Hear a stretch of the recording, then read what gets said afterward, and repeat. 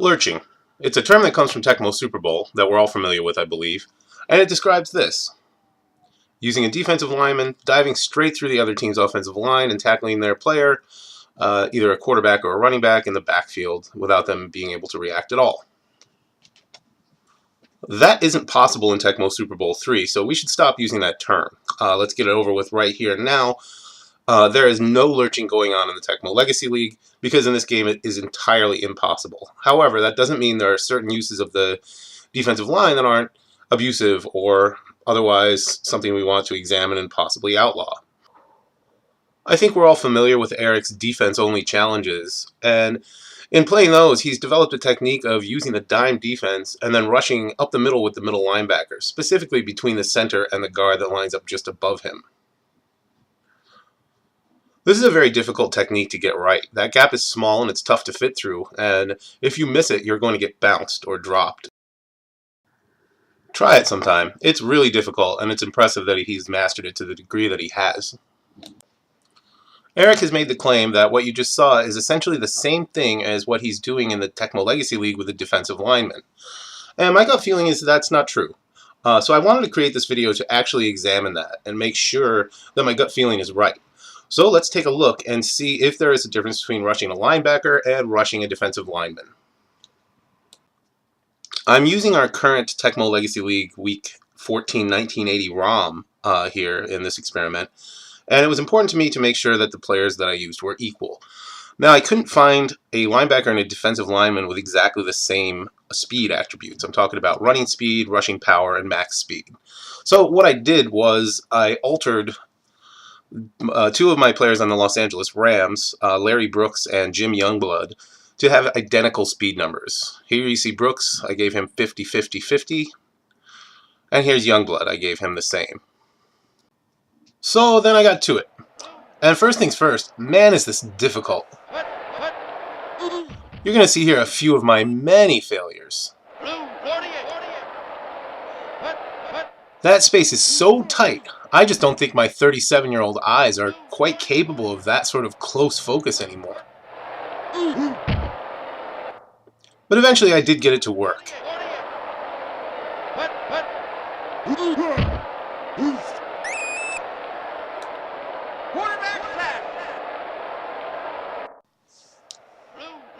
But let me tell you, the defensive line was even worse.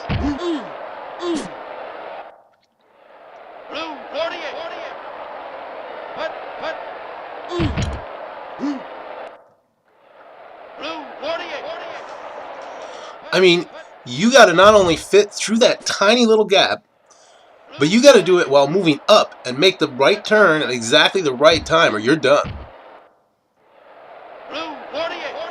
I don't think the fact that this is so difficult means that we should legalize it. I just think it's an incredibly impressive thing to be able to do it with any kind of consistency whatsoever.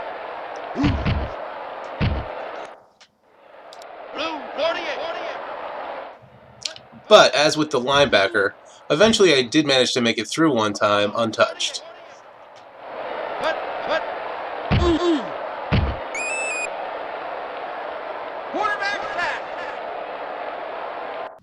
What I'm going to do now is time each one to see how long it took to get to the quarterback. And we'll start with the linebacker. So there you are, 2 seconds and 4 1/100ths for the linebacker. And we noticed that he got the quarterback just outside the 6-yard line. And in case you're wondering how I did this, I started the clock on the last frame before there was any movement, and I stopped the clock at the first frame when there was contact between the linebacker and the quarterback. And I'll do the same for the defensive lineman.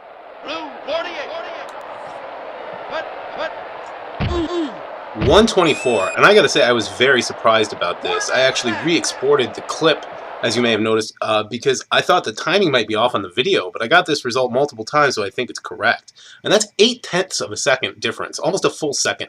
This demonstrates, in my opinion, that while you might be doing the same thing when you're rushing the linebacker, it definitely does not have the same effect. I wanted to check that time against how quickly you can get an offensive play going, how quickly you can take control of your offensive player. And I just tested pass plays here. Run plays might be different. There's 123. And what I'm checking here is The time between the snap and how quickly the quarterback can possibly get the ball out of his hand. I'm simply dropping back and wailing the B button as quickly as possible.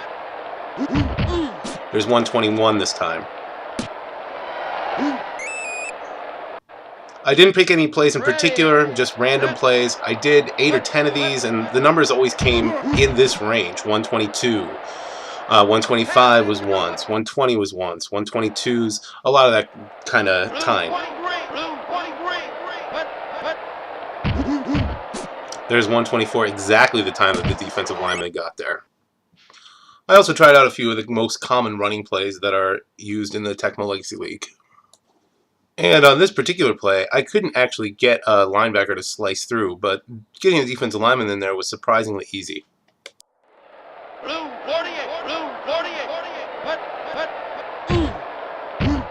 Here, the defensive lineman gets to the ball carrier in 127.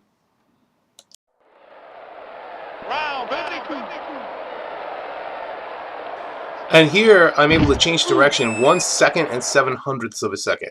Now, that's a difference of 0.2 seconds, 0.2 of a second, which is interesting because that's exactly the average human reaction time. 215 milliseconds is what studies have shown. Here's what some call the broken run.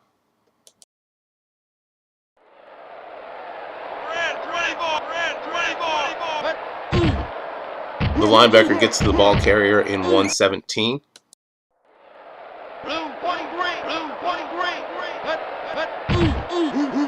Defensive lineman makes it in 112.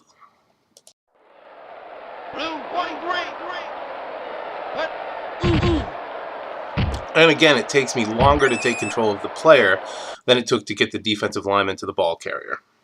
And finally, the one back off center, one of the most commonly used plays in the league.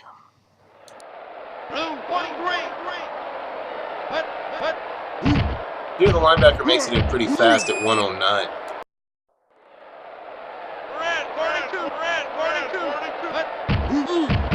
Defensive line gets there in a similar but slightly faster 106. I'm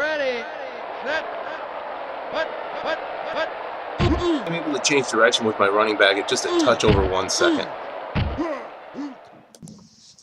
So there you have it, Tecmo Legacy League. The idea that rushing a linebacker and rushing a defensive lineman are the same thing is false, at least in significant part.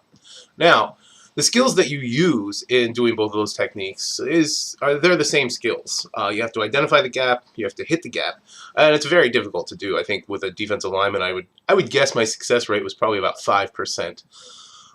It was easier for me with a linebacker, but it still is a difficult thing to do no matter how you slice it. And some people have made the argument that because of that, that we shouldn't ban the use of a defensive lineman. It's risky, people say. You're going to get bounced if you don't get it right. And while that's largely true at this point, I think there are a couple things we need to keep in mind when we're making policies for this league. First and foremost are, what are the core principles? What are we about? And I think what we're about in this league is two things, competition and camaraderie. And I think when this technique works, it goes against both of these things. Given the fact that you're able, with a defensive lineman, to snuff out a play as quickly as it starts, basically at exactly the same time that your opponent gets to control his player, that is an anti-competitive thing. What that does is it says you can't play. I'm not going to let you play. I'm not going to try to beat you. I'm going to try to prevent you from playing. And I think that's what my problem with it is at its heart. Coming back to the idea that this is hard, yes, I agree it's hard, but I do think that it's, especially on passing plays, pass blocking is largely the same on most plays, and I think it's something that people could get very good at. Maybe you could get good enough to do it 8 out of 10 or 9 out of 10 times, and in that case, there's no point in playing a game anymore because you can't get any plays started. Your opponent can't. And I think that goes against the spirit of camaraderie. Look, we come together to play a game that we all enjoy and love. To play it, not to try to prevent our opponents from playing it. And for these reasons, I'm going to endorse the idea that using a defensive lineman in this way should be banned for the rest of the 1980 season, to be revisited by a league vote at the off-season meeting. Thanks for watching, and I'm sure I'll be talking to you guys soon about this.